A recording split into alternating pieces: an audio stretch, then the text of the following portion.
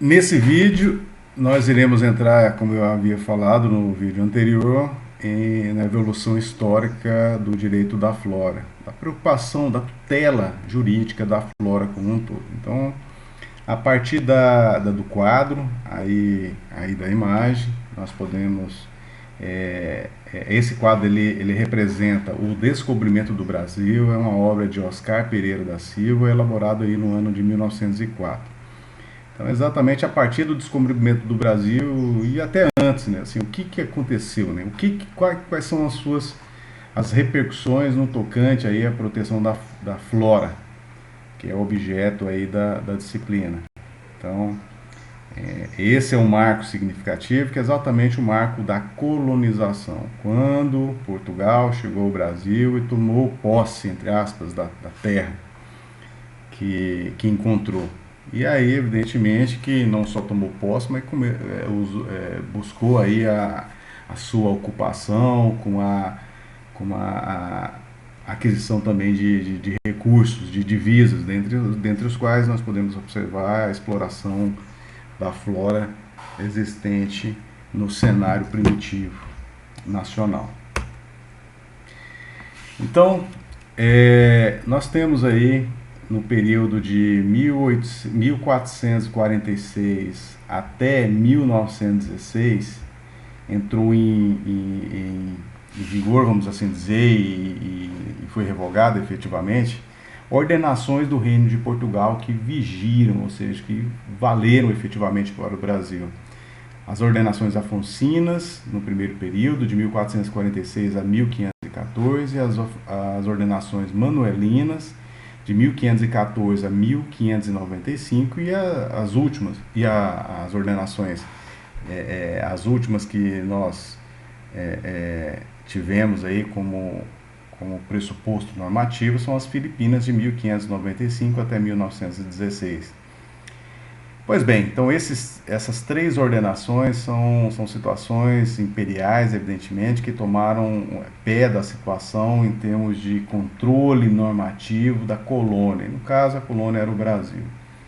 Existiam situações, evidentemente, que não se aplicariam necessariamente ao Brasil, até porque Portugal tinha outras colônias. E aí, no contexto geral, a maior preocupação que nós podemos observar dessas ordenações, que eu posso estabelecer em resumo, era uma preocupação de cunho eminentemente econômico em relação à flora.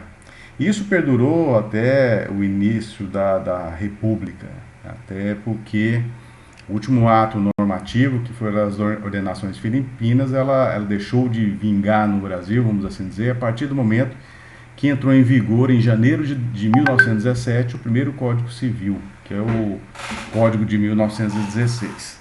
Né? Então ele entrou em vigor no ano seguinte. Pois bem, feitas essas observações que mostram que desde o descobrimento do Brasil nós já tivemos aí uma relação normativa envolvendo essa temática. É importante nós destacarmos que em períodos posteriores ocorreram algumas especificidades, vamos assim dizer.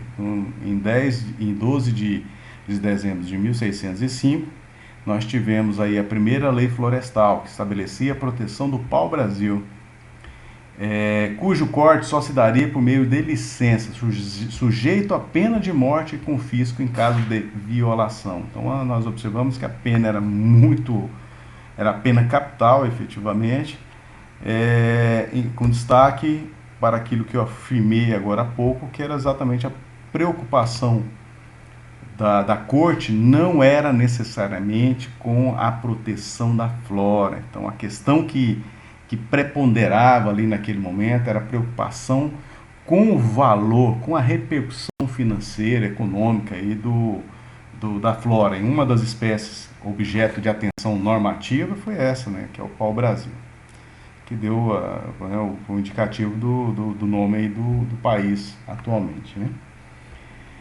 Em maio de 1609, nós tivemos aí o primeiro tribunal que tratava de questões relacionadas ao desmatamento, exatamente pelo fato da usurpação do bem florestal envolver necessariamente desmatamento, e era sem qualquer tipo de controle, totalmente alheio a estudos ambientais, a licenciamentos ambientais.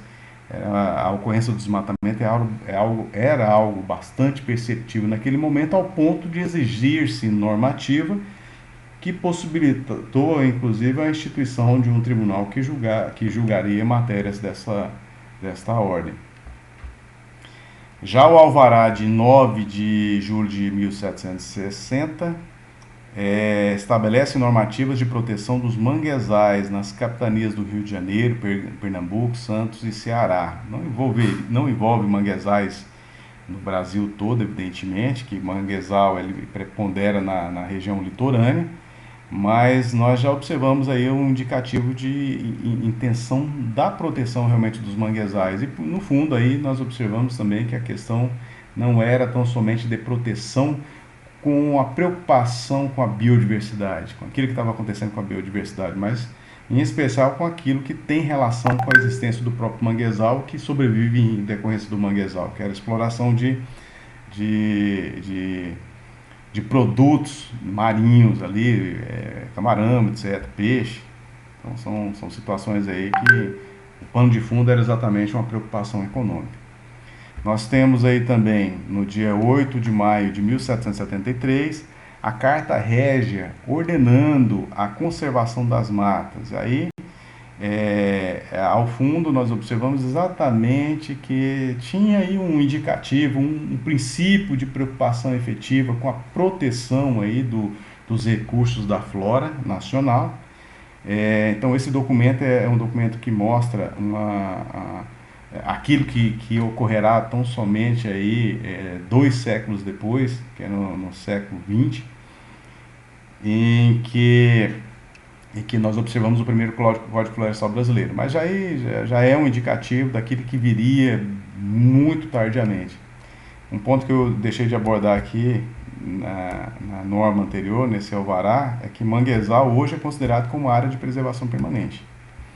Pois bem, em 30 de janeiro de 1802, nós temos um outro alvará, que é o alvará de regimento das minas e estabelecimentos metálicos, para tratar sobre venda de madeiras e lenhas por particulares ou para se fazer queimadas. Então a preocupação foi uma preocupação com a melhor forma de gestão, mas uma gestão não para a proteção em si, uma gestão com a preocupação mais voltada para o aspecto econômico. E aí é o que norteou aí o Brasil desde a sua origem até o presente.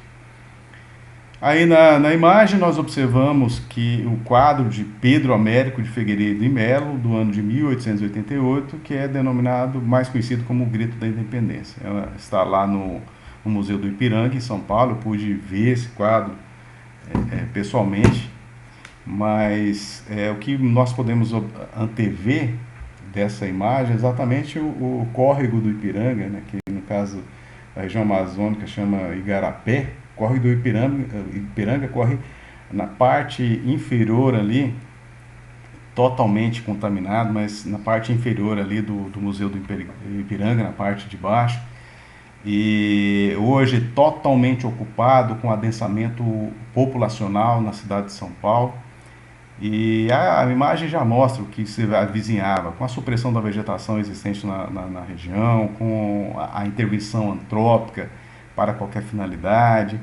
Então, assim, mostra, no meu ponto de vista, exatamente a relação humana com o ambiente natural. Então, a partir do momento que tem o interesse de intervir em determinado espaço, isso ocorre de um meio ou de outro, legal ou ilegalmente.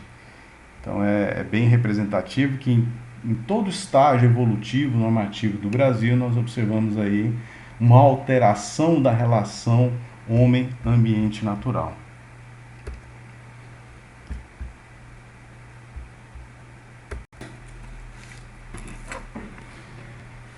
Em 13 de junho de 1808, Dom João VI instalou o Jardim Botânico do Rio de Janeiro e é considerado como a referência nacional em termos de ambiente, de proteção ao ambiente, ambiente florístico, vamos assim dizer, da flora como um todo, dentro do contexto do núcleo urbano propriamente dito. É o maior do país, é o mais significativo em termos históricos.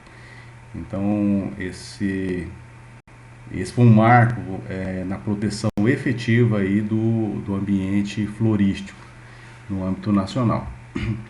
Nós temos, em 3 de agosto de 1817, um decreto que proíbe o corte no entorno das nascentes de água do Rio Carioca, de determinado curso d'água, evidentemente que do Rio de Janeiro. São situações que mostram já os indicativos de proteção daquilo que viria a ser no futuro a área de preservação permanente ao redor das nascentes e olhos d'água. Nós temos em 1825 uma nova lei para o corte de pau-brasil, perobas e tapinhoã. Nós temos em 1843, de 1843 a 1855 leis, algumas trabalhando aí relacionando espécies que não poderiam ser exploradas sem consentimento ou, leia-se, a autorização aí do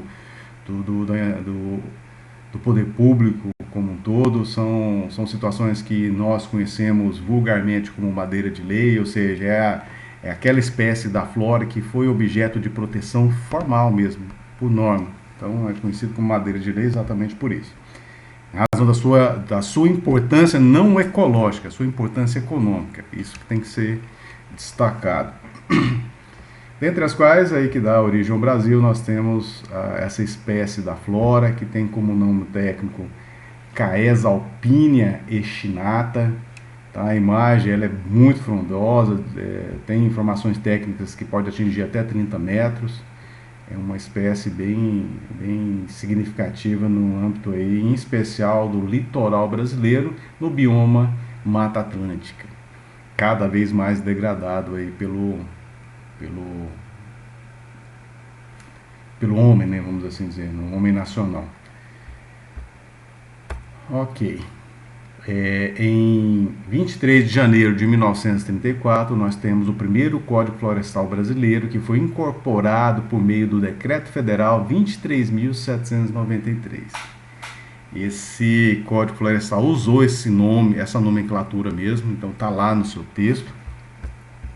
E uma das observações que é importante se fazer como referência histórica dessa norma é exatamente que teve uma forte...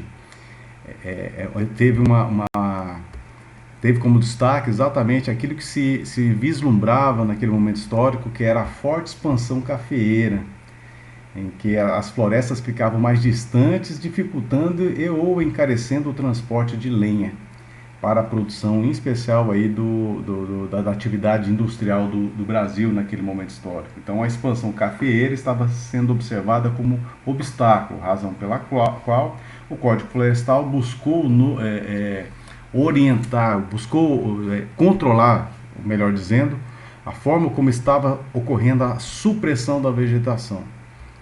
Então, o embate da atividade industrial com a atividade da agricultura, especificamente, estava mais voltada aí com a preocupação com a atividade industrial. Exatamente nesse ponto o Código Florestal ele se destacou. Mas não somente nisso, né? Esse é um ponto voltado para a sua importância econômica, mas a importância econômica que também buscava impedir os efeitos políticos negativos, exatamente pela demanda do setor produtivo à época, e os efeitos sociais, exatamente daqueles que de algum modo se beneficiavam, com emprego, com atividade voltada aí para a exploração da flora nativa. O primeiro Código Florestal brasileiro ele obrigou a manter pelo menos 25% da área com cobertura original, ou seja, com cobertura nativa. Isso deu nome vulgarmente chamado de quarta parte. Então, chamada quarta parte, sem explicar de onde deveria ser. Então, você pegaria uma determinada propriedade ou posse rural.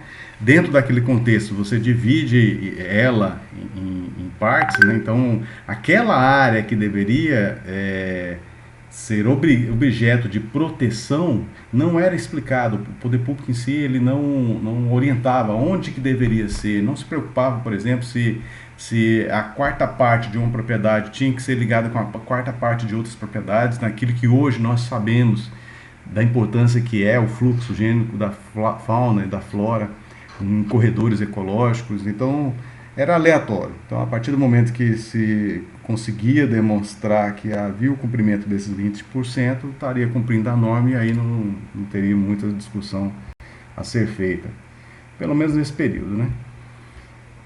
Incentivava a retirada total das matas nativas, desde que os 25% de reserva de lenha fossem replantados, não importando a espécie.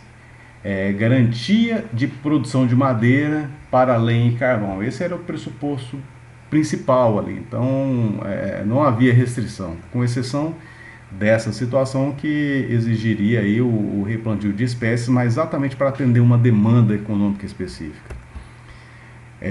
O Código Florestal entendeu que as florestas eram consideradas bem de interesse comum, que é o que nós observamos nas normas até no dia de hoje.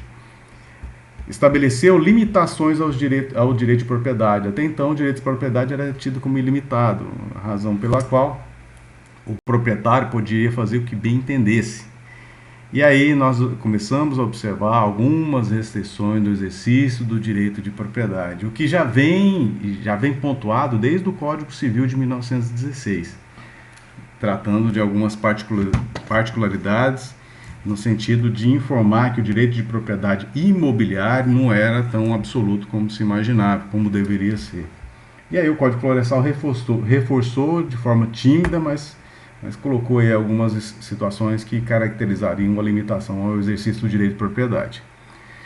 Nós temos também dentro desse Código Florestal, da década de 30, a situação voltada para a preocupação ambiental direta, no que classificou as florestas em 4 tipos. Florestas protetoras, reconhecida aquelas que servissem conjunta ou separadamente para conservar o regime de águas. Então, assim, esse é um dos pontos que tem a preocupação exatamente da proteção, de proteção dos cursos d'água, e é uma das justificativas da atual área de preservação permanente.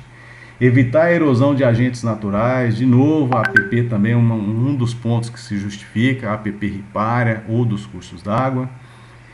Nós temos fixar dunas, auxiliar a defesa das fronteiras, assegurar a salubridade pública, proteger sítios de beleza natural, asilar espécies raras da fauna indígena. Então ela foi muito contundente nesse ponto e tem uma preocupação com a proteção da biodiversidade também significativa, muito embora não há que se excluir aí a preponderância da preocupação econômica, mas é um indicativo muito significativo para uma norma da década de 30 do século passado.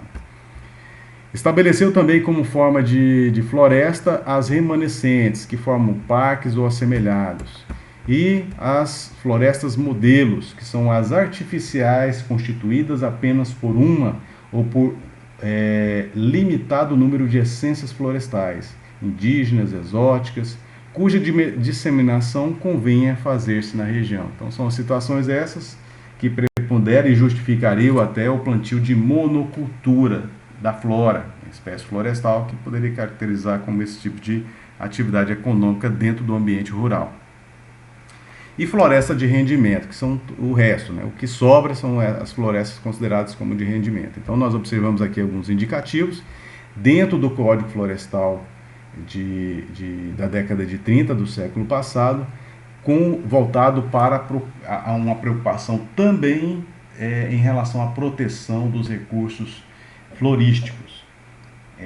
Então é significativo, muito embora não tenha um detalhamento, não explicite como deve ser feito, como vai ser controlado isso, qual o papel do poder público nesse processo e como viabilizaria o melhor controle do seu cumprimento. São situações assim que não foram detalhadas nessa norma, mas como um fator histórico é muito relevante destacar a sua importância.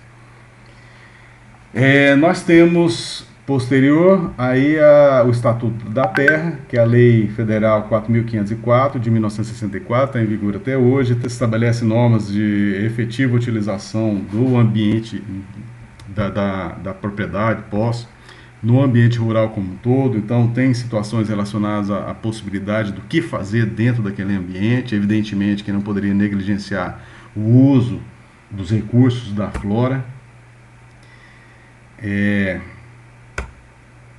E aí nós temos posteriormente a Lei 4.771, de 15 de setembro de 1965, que é o segundo Código Florestal Brasileiro, revogou aquele de 1934. E esse segundo Código Florestal é aquele que rompeu paradigmas, é aquele que rompeu realmente uma relação de cunho eminentemente econômico com a proteção do meio ambiente. Então ele se destacou em vários pontos. Nós observamos que foi a principal norma de proteção da flora que vigiu no país aí mais de 4 décadas, só revogado aí em 2012, precisamente no dia 28 de maio de 2012. Então é muito significativo esse processo. Nós tivemos aí vários institutos que até hoje persistem, alguns foram até mitigados aí no atual Código Florestal, mas é isso. Então algumas observações que devem se fazer exatamente pelo fato do segundo Código Florestal ter instituído a área de preservação permanente. O que é a área de preservação permanente, quais suas modalidades, quais suas implicações, o que deveria ser observado, qual a forma de cômputo, quais são os critérios de valoração, de indicação, poderia ocorrer ou não no ambiente urbano. Então são situações essas pontuadas pela Lei 4.771, evidentemente com várias alterações, que a gente vai estar comentando algumas de modo bem superficial. Estabeleceu também mecanismos mais efetivos, mais plausíveis assim, e diretos de controle e de instituição da reserva legal. Estabeleceu contravenções penais ambientais em caso de violação, ou seja, contravenção penal ambiental é uma das formas de responsabilização penal estatal, junto com o crime. A contravenção é menos grave do que o crime, propriamente dito, mas estava previsto aí no segundo Código Florestal. Nós podemos observar que ao longo da sua vigência de mais de 4 décadas houveram várias modificações. Então as que mais se destacaram, por exemplo, a Lei 7.511 de 86, que aumentou, estabeleceu um aumento das APPs, das formas de APP, do cômputo da APP, em especial das APPs ripárias dos cursos d'água. Nós tivemos a Lei Federal 7.783 de 1989, que estabeleceu novas tipologias de APP e definição do que viria a ser efetivamente, para todos os fins legais, a reserva legal. Estabeleceu maiores alterações devido a dados alarmantes de desmatamento, especialmente na Amazônia. Então são justificativas de cunho protetivo que fizeram com que essa norma ela fosse modificada. E aí nós tivemos uma medida provisória que só ela houve a reedição por 67 vezes, ou seja, a medida provisória 2166, que estabeleceu uma mudança significativa na contextualização da proteção inserida no Código Florestal, ela mudou aí a redação da lei, e ela foi validada efetivamente, e em razão da sua relevância ela foi reeditada 67 vezes, com algumas mudanças nesse meio tempo. Então é muito significativo mostrar essa realidade normativa. No entanto, ao longo do tempo, o que se observava é exatamente uma pressão muito forte do segmento econômico junto com o político ou político, por alteração e flexibilização das regras. Por quê? Porque as APPs e as reservas legais, como principais institutos de proteção da flora, eles eram vistos como algo contrário aos interesses econômicos, principalmente pelo fato de envolver a limitação do exercício do direito de propriedade. Limitando o uso da propriedade, limitaria a possibilidade de expansão da agropecuária, por exemplo. São situações essas que não foram bem vistas ao longo do tempo.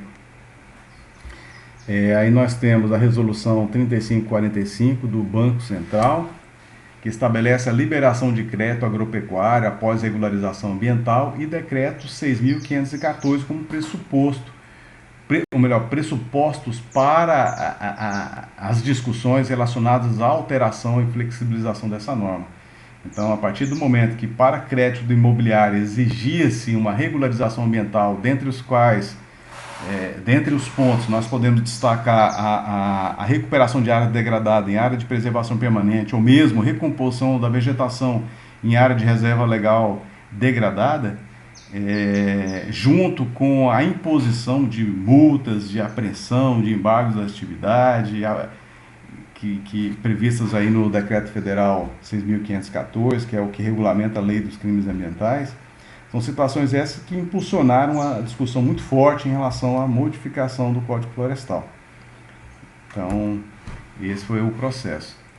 Nós temos aí a Constituição da República Federativa do Brasil de 1988. Esse sim é um marco mais relevante, até porque é a principal norma jurídica nacional. E aí no artigo 23 estabeleceu que é competência comum da União, dos Estados, do Distrito Federal e municípios proteger paisagens naturais notáveis, meio ambiente, combater a poluição, preservar as florestas, a fauna e a flora. É um indicativo que impõe uma obrigatoriedade de observância por parte de todos os entes federados em pé de igualdade, por isso que é competência comum. Então, isso é uma situação que foi pontuada precisamente aí pelo legislador constituinte.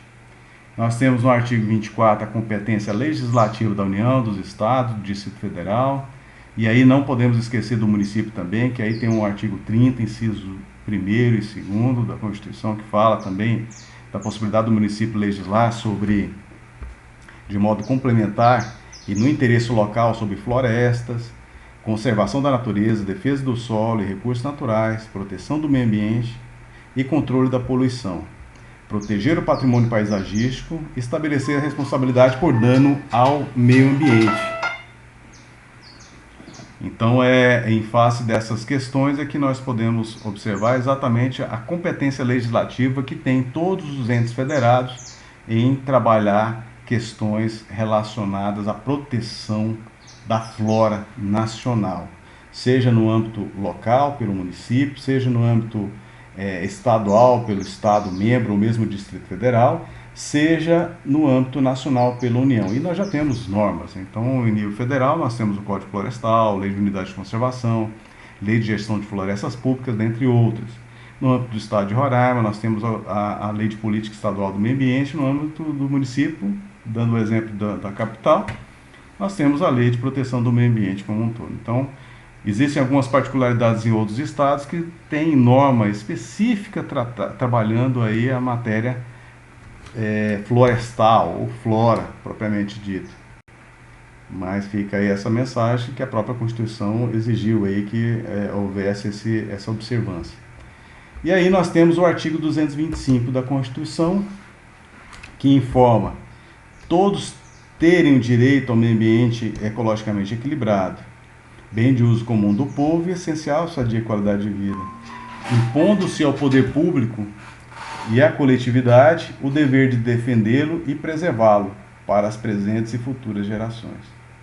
Então, dentro desse contexto, o principal dispositivo legal da Constituição que trabalha meio ambiente é o artigo 225. Ele é desenvolvido não só no caput, que foi lido agora, mas tem parágrafos, ou seja, ele detalha mais informações relacionadas à proteção do meio ambiente. Dentro da proteção do meio ambiente, nós observamos também situações voltadas especificamente para a proteção da flora nativa, com destaque aí para a proteção da biodiversidade. Exatamente pelo fato de considerar o meio ambiente como um bem de todos, indistintamente, e considerar o meio ambiente como um fator essencial à sadia qualidade de vida. Então, a responsabilidade no que diz respeito à proteção do patrimônio florístico nacional incumbe ao poder público e à coletividade. Então, aquilo que nós já falamos na disciplina de Direito Ambiental em relação a meio ambiente vale, evidentemente, para a proteção do patrimônio florístico do Brasil como um todo. Então, essa é a contextualização constitucional, dentre outras normas que estabeleceram aí a proteção da flora. Depois da Constituição, evidentemente que nós estamos elencando só alguns pontos. Nós temos aí a Lei dos Crimes e Infrações Administrativas Ambientais, que é a Lei Federal 9.605, de 12 de fevereiro de 1998. Lá tem crimes específicos contra a flora, e nós vamos tratar no momento próprio da tutela jurídica da flora. Estabelece mecanismos de busca da responsabilização administrativa ambiental, que aí é regulamentado especificamente a sanção administrativa dentro do decreto 6.514 de 2008, 27 de julho de 2008. Esse decreto estabelece de modo detalhado aí as formas passíveis de sanção administrativa, como multa, como embargo, como apreensão. E quase todas elas envolvem exatamente a mesma caracterização dos crimes previstos na lei. Nós temos também a Lei do Sistema Nacional de Unidade de Conservação, que é a Lei 9.985, de 18 de julho de 2000. A Lei de Gestão de Florestas Públicas, a Lei 11.284, de 2 de março de 2006. Nós temos o vigente Código Florestal, que aí nós vamos tratar de forma bem mais detalhada em outros vídeos, que é a Lei 12.651, aí eu errei o número, de 25 de maio de 2012. Nós temos a Lei de Regularização Fundiária, Rural e Urbana, que é a Lei 13.465, de 11 de julho de 2017. Nós temos mais recente a Lei de Pagamento por Serviços Ambientais, que é a Lei 14.119, de 13 de janeiro de 2021, etc. Ou seja, no âmbito federal, desde que o Brasil foi descoberto, evidentemente, não com essa nomenclatura, nós temos uma preocupação muito direta em relação à matéria flora, que foi evoluindo ao longo do tempo. Em especial, eu destaco exatamente após a Constituição. Então, o conjunto normativo envolvendo flora é muito significativo. Isso falando só sobre algumas normas, não todas, no âmbito nacional. Nós não podemos esquecer também da possibilidade que tem os estados, Distrito Federal e municípios trabalhar essa mesma temática no âmbito das suas respectivas responsabilidades e circunscrição territorial. Então essa abordagem mostra que normas existem muitas, né? Agora, uma das questões mais pontuais a serem destacadas nesse momento é exatamente a busca, a intenção pela aplicabilidade. Essa é uma luta, uma briga, uma confusão que exige uma postura diferenciada do jurisconsulto, do operador do direito, na medida que tem por intenção dar aplicabilidade à norma cogente na proteção do patrimônio que interessa a todos indistintamente, que é aquilo que foi chancelado e delimitado no artigo 225, caput da Constituição, e nós fizemos a leitura. Ok? Então, nesse bloco é isso, nós passaremos posteriormente para outras informações e conteúdo relacionado à disciplina.